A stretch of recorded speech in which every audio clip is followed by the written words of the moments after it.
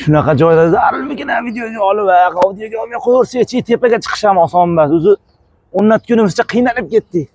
Yana video ham qilish kerak. Qo'yilare. Assalomu alaykum kanalimiz obunachilari.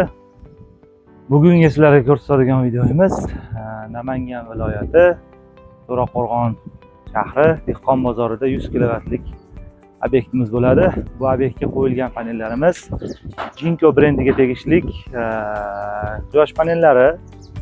Shular haqida ozgina ma'lumot bermoqchiman. Bu korxona bir oy davomida 30 million, 40 milliongacha elektr energiyasiga rasxod qilar ekan. Shular elektr energiyasini tejash maqsadida tom qismiga 100 kilovatli quyosh paneli o'rnatildi.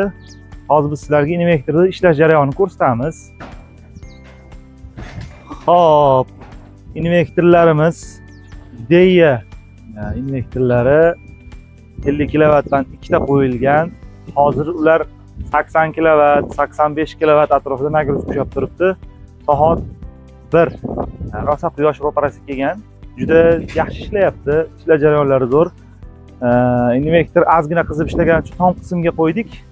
Sovutish jarayonlari yaxshi bo'ladi.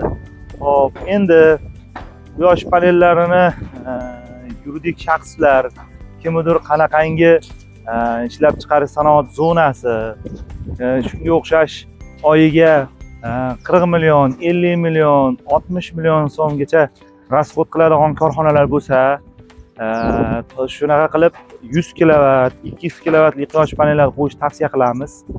Bunga sabab elektr energiyasi tejaladi, ham cho'ntagingizdan tejaladi, ham mablag'ingizdan tejaladi.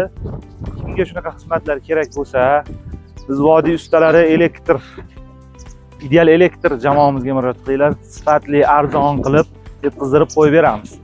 Ishlar sifatli darajada.